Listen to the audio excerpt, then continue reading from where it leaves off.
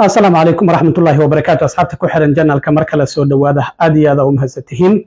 وهبينمو 4 يسيب حيسو قميصنا يسوق ليسو أنا جولي أفرتي جون أي نوتة لكن دتك قار شنتي بش جون أي أوتهاي وأنا مالنتي سجالات عرفوها لقى فائدة استوصون كان صنت الله بسنو ودم بدافع أيو دقما وردك دقة أيان ربع إن ندل السعودية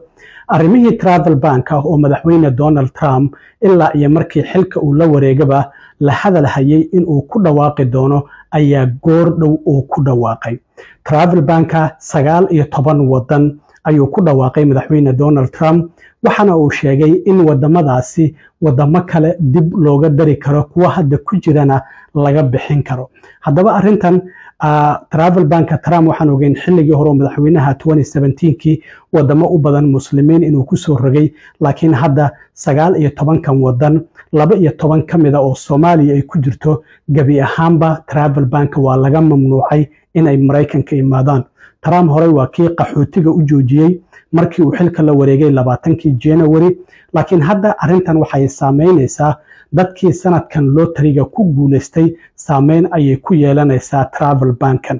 tara marka waxa travel bankan uu dhaqan galaya habeenimada isniinta ee soo socota saqda dhexe 12ka habeenimo iyo 1 daqiiqo ayuu dhaqan galaya oo 9ka June ku beegan ayaa travel bankan uu si rasmi ah u dhaqan galaya isniinta ayuu dhaqan gali doona oo bishan June ay tahay 9 hadaba 12ka wadan oo Soomaaliya ay ku jirto oo Trump uu ka mamnuucay inay Mareykanka imaadaan waxa ay kala yihiin Afghanistan Myanmar oo sidoo kale Burma loo yaqaano Republic of Congo Equatorial Guinea Eritrea Haiti Iran Libya Soomaaliya waa ku jirtaa Sudan iyo Yemen 6 kamida wadamadaasi waa Afrikaan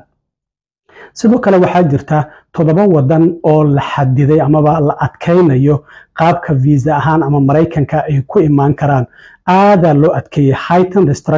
restriction iskan dadka wadamadaasi ka imaanaya oo doonaya Mareykanka qaabkay ku imaanaan baha ku imaadaan wadamadaasi waxa ugu horeeya wadanka Burundi oo ah wadan Afrikaana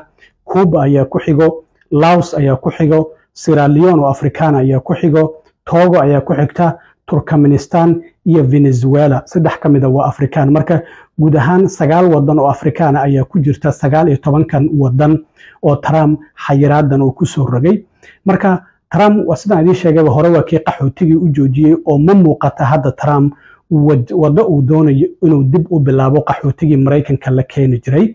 marka Trump muuqaal kooban oo 2 daqiiqo iyo 24 second ah ayuu soo galiyay bartiisa socialka waxa uu ku bilaabayaa weerarkii ninkii u dhashay wadanka Masar axadii uu u geystay dad Yahuuda oo mudaharaad sameynayay oo magaalada Boulder ee gobolka Colorado oo 15 qof hadda la sheegayo dadka uu gubay oo waxyaabaha holcay uu ku tuuray ay jiraan intooda badan isbitaalka soo baxeen laakiin hal qof ayaa isbitaalka ku jira ayuu leeyahay marka Trump arintaas isagoo ku saleynay waxa loo maleynayaa ninkaasi maadaama wadankan visa uu ku yimid waliba dalxiisa xilligii Biden viisihiisi markuu ka dhacayna uu sii joogay arintaasi inay soo dedejisay in Trump uu ku dhawaaqo travel bankan 19ka wadan ah marka waxa uu sheegay Trump dhawaan waxa uu yiri weerarkii argagixiso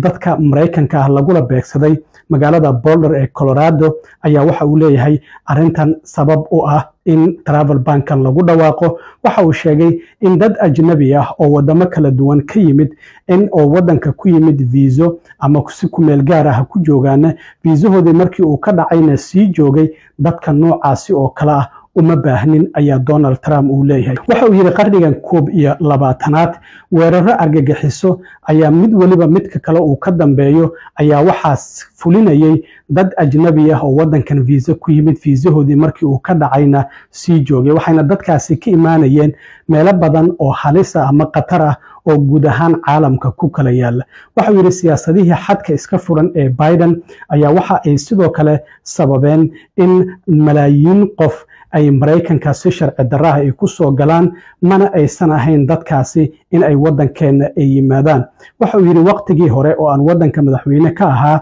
xayiraadihii dhinaca travel bank ee awoodda badnaa ee aan soo rogay waxay kamid ahaayeen mid kamida siyaasadahaygii guuleystay sidaas darteed waxa ay Mareykanka ka ilaaliyeen ama ka hor istaageen weeraro waaweyn oo argagixiso oo ciidda maraykanka ee dad ajnabi ah ay ku soo qaadi lahaayeen. marka waxa uu yidhi ma ogolaanayo wixii Yurub ka dhacay inay Maraykanka ka dhacaan. taasina waxa uu yidhi waxay tahay sababta maalinteedii ugu horreysay oo aan xafiiska dib ugu soo laabtay aan ku amray wasiirka arrimaha dibadda in uu dib u eego ama review uu ku sameeyo dhinaca ammaanka, uu dib u eegis ku sameeyo meelaha ugu khatarta badan ee caalamka, isla markaana talooyin uu ii soo gudbiyo wadamada aan xayiraadda aan ku soo rogi karno. meelaha khatarta ku ah ammaanka Maraykanka waxa uu yidhi sida analysiska loo sameeyey ama loo falanqeeyey waxaa lagu saleeyey heerka dad argagixiso ee wadamadaasi ku sugan ama argagixisada wadamadaasi ka jirta heerka ay la egyihiin, iyo wadamada qaarkood inay ku guul daraysteen in ay wada shaqayn nagala sameeyaan amaba awoodda ay u leeyihiin in ay verify gareeyaan dadka wadamadaasi ka imaanaya oo Maraykanka imaanaya, ama sidoo kalena wadamada qaarkood ma ilaaliyaan oo xogtaasi meel ma dhigaan xogta dadka dambiilayaasha ah ee wadamadaasi ka jira. marka waxa uu sidoo kale sheegay in ay jirto dad kale oo iyaguna wadamada ay nooga yimaadaan marka imaadaan oo visa ay ku imaadaan, viisahooda marka uu ka dhaco aan Maraykanka ka bixin oo iyaguna Maraykanka sii joogo. marka wuxuu yidhi anagoo waxyaabahaasi oo idil fiirinayna, wuxuu yidhi ma sii lahaan karno immigration amaba soo galooti ama xad iska furan ma lahaan karno. sidoo kale waxa uu yidhi wadamada aan si ammaan ah oo la isku halayn karo aan u baari karin dadka Maraykanka imaanaya, wadamadaasi waxa yidhi uma ogolaan karno inay Maraykanka yimaadaan. taasina waxay tahay sababta maanta aan wareegtadan u saxiixayo oo aan xayiraad ugu soo rogayo wadamo ay ka mid yihiin Yemen, Soomaaliya, Haiti iyo Libiya iyo kuwo kale oo badan. marka waxa uu yidhi inagoo eegayna khatarta wadamadaasi dadka ka imaanaya nooga imaan karta, liiskan waxa suuragal ah in dib u eegis lagu sameeyo iyadoo lagu salaynayo wadamadaasi sida ay wax uga bedelaan qaabka ay noola shaqaynayaan. wadamo cusubna waa lagu soo dari karaa. sidaas darteed waxa uu yidhi haddii ay khataro kale ay caalamka ay ka soo baxaan. marka waxa uu sheegay ma u ogolaanayno dadkaasi in ay waddankeena soo galaan iyagoo rajaynaya in shacabkeenna ay dhibaateeyaan. wax naga hor istaagayana ma jiraan in dadka Maraykanka aan ammaan ka dhigno. marka Donald Trump sidaasi ayuu hadalkiisa ku soo gabagabeeyey isagoo arrimahaasi ka hadlayana waxa uu yidhi. The recent terror attack in Boulder, Colorado has underscored the extreme dangers posed to our country by the entry of foreign nationals who are not properly vetted, as well as those who come here as temporary visitors and overstay their visas. We don't want them.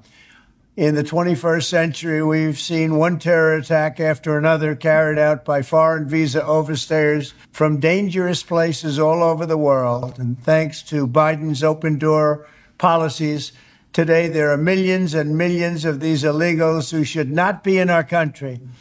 In my first term, my powerful travel restrictions were one of our most successful policies, and they were a key part of preventing major foreign terror attacks on American soil.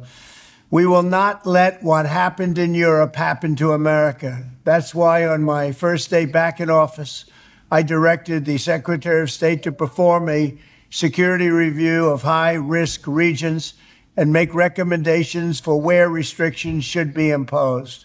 Among the national security threats their analysis considered are the large-scale presence of terrorists, failure to cooperate on visa security, inability to verify travelers' identities, inadequate record-keeping of criminal histories, and persistently high rates of illegal visa overstays, and other things. Very simply, we cannot have open migration from any country where we cannot safely and reliably vet and screen those who seek to enter the United States. That is why today I am signing a new executive order placing travel restrictions on countries including Yemen, Somalia, Haiti, Libya, and numerous others. The strength of the restrictions we're applying depends on the severity of the threat posed. The list is subject to revision based on whether material improvements are made, and likewise new countries can be added as threats emerge around the world.